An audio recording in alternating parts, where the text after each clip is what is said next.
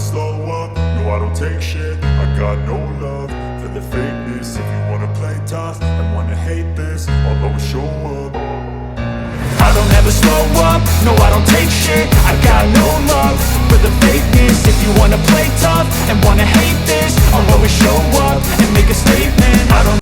Hey team, today's topic I want to go over about the marathon training long run tips that I've shared in other videos.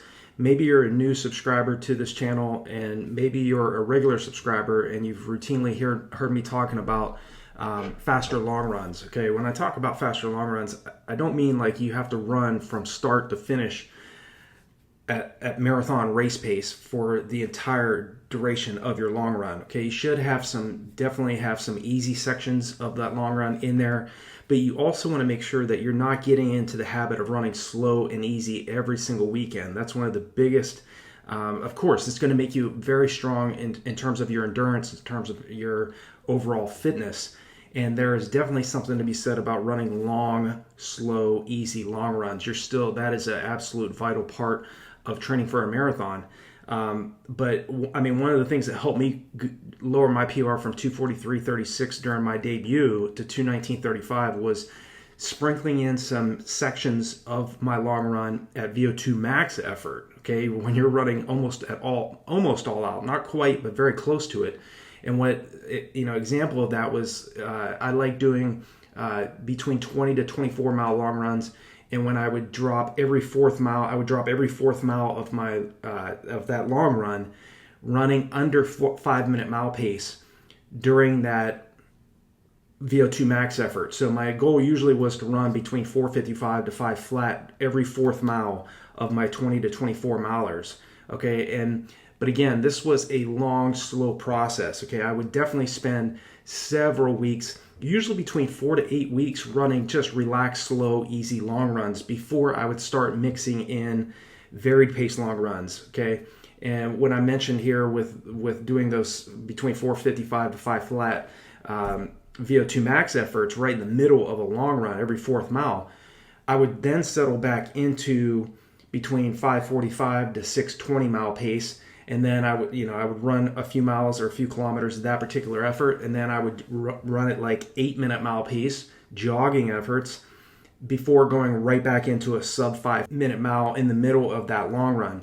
And so marathon, in terms of long runs for marathon training tips, okay, in terms of some of the things I really want you thinking about to be more successful as a marathoner, is the consistency and the patience that you have to have. Okay, you have to make sure that you're not trying to run too fast too soon during your training block. Okay, my recommendation, if you really want to get the marathon right, is to do a 20 to 24 week buildup. In some cases, athletes need up to a year to get into the right amount of fitness. Okay, I'm training for a marathon right now, and I have not run a marathon in 10 years. The last one I ran was the 2013 California International Marathon when I was 37, and I ran 2:32.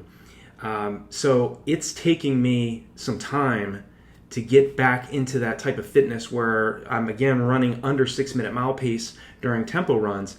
And again, that's gonna extend. The goal in terms of marathon training and focusing on your long runs is to first adapt to running easy for say 7 to 8 miles, or even if you have to start off at 4 to 5 miles for your long run. We all have to start somewhere, but then to gradually over time, over a long buildup, if you're trying to get ready and prepare for a marathon properly, you don't want to do it in a matter of like 8 weeks. That's very hard to, even 12 weeks, that's very hard to really get in phenomenal shape for a marathon in 2 to 3 months.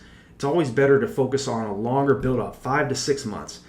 But the long run is, it's without a doubt, the long run, the varied pace long run that I talk about, is one of the hardest, if not the hardest workout that I do, because again, it takes so much time to do. For one thing, it's even hard to just go out and run long and slow for 2 to 3 hours, so, but to do a long run and to execute it at a faster effort where you're running at, 160 to 180 beats per minute at times, or even above that at times, depending on your age. That's very hard to do, both mentally, psychologically, and physiologically, to do that. So my recommendation to you as you're training for your marathons is to make sure that you're paying attention to your hydration during these long runs. The long run distance I would focus on, if you're really wanting to get the marathon right, is anywhere from around 17 miles out to around 24 to 25 miles in length. Okay, there are some athletes out there that go further than the marathon distance, and you can experiment with that a little bit and see if that works better for you. Some of the world's top runners, Yuki Kawachi from Japan, I recently watched a video of him where he said that he does a 50-kilometer long run once per month. Okay, and he says that going 31 miles for him teaches him that the marathon distance isn't so long anymore. Okay, but that being said, you don't need to go that far to run a fast marathon. Prior to running 219, usually my marathon or my long runs were anywhere from around 18 miles out to around 23 to 24 miles in length. Okay, and I did experiment going out to 30 miles. I did a 30-miler prior to the 2011 monumental Indianapolis Marathon. I ended up finishing in 5th place in that race in 2:26:42, and that particular long run was a 30-miler out in Kentucky over a lot of hills. I ended up averaging 6:03 mile pace, going out 15 miles, coming back 15 miles. And one thing I do remember about that long run, I was totally done at the end of it, but I was just soaked in salt. And that's obviously an indication I was not drinking enough even during that long run. So pay attention to your nutrition, pay attention to your hydration practices, and drinking more in these long runs as you're training for your marathons. It's absolutely critical if you want to succeed in the marathon distance, that you're not only running long, slow, and easy, but also running longer and at faster paces. But more importantly, you're hydrating properly. You're taking in some gels during your long runs, practicing that in your training, so that when you get to the race, you will have done this over and over and over again, so that it becomes very automatic in the race itself. Taking in those gels, that's anywhere from 500 to 600 calories directly into your bloodstream as you're running. Okay, if you're taking about five gels during the race. A lot of runners don't take in any gels. Okay, and that can dramatically impact your overall race performance. If you're running too fast, it can definitely impact it. If you're doing you're running way too anaerobic in the first half and you fall apart in the second half, a lot of reasons is, you're redlining. You're just going way too fast too soon in the race, and that impacts your overall race performance. A lot of big reasons why runners don't get faster in this distance is, again, they get in the habit of, they're focusing on their track sessions, they're focusing on doing tempo runs. But again, every weekend, it's just a long, slow, easy, long run. Okay, this is definitely important. It builds endurance. Your ability to tolerate discomfort for long periods of time is definitely enhanced by you running long, slow, and easy. But my recommendation is to do that every other weekend. Okay, run faster, run some sections of your long run at anaerobic threshold effort, slow down, jog for a few miles, do a very hard, fast VO2 max effort, slow down, spend some time back at anaerobic threshold, spend some time at tempo pace. Okay, remember, tempo pace is slightly slower, about 10 seconds slower than your anaerobic threshold pace. Your anaerobic threshold is the point where you start to build up lactic acid at a higher level, and it becomes you're more labored to clear that lactic acid faster than it's building up. Now, when you're running at VO2 max effort, your lactic acid levels are so high, your body can't clear it faster than it's building up. And again, we dramatically slow down, or we have to stop, take a break before we start our next session. So it is important that once you're doing these VO2 max efforts in the middle, short sections, it might just be a few minutes, might be a few seconds for some of you. When you're doing that, drop back down. Drop your heart rate back down to around 130s, 150s range. So you allow your body time to recover, to go back into a harder effort for a longer period of time, meaning, some tempo effort for a few miles or a few kilometers, slowing down, spending some time at your anaerobic threshold for a few kilometers or miles, slowing down for a few miles to allow yourself to recover.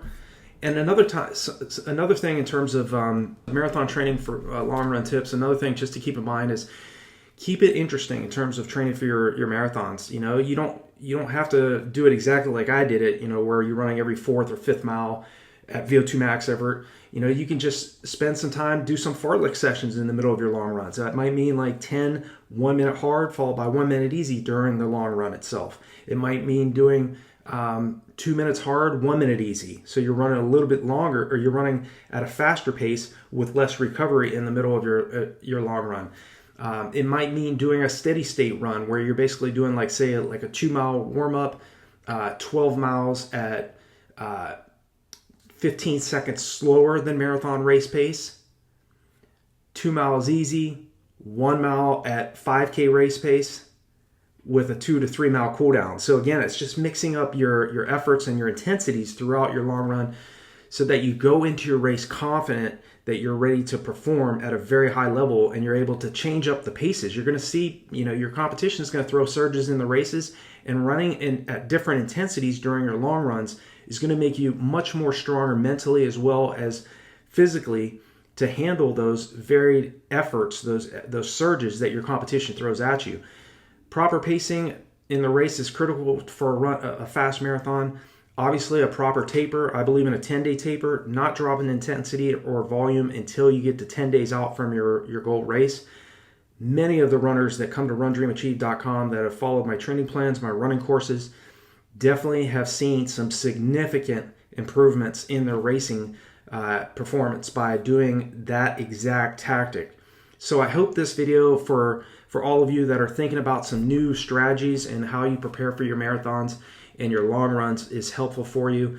Please check out the resources below these videos. They're definitely there to help take you to the next level. And if you have any other comments, anything that's on your mind, leave me a comment below. I'll definitely reach back out to you. And I wish you all the success in your upcoming races, and I'll talk to you all in the next video.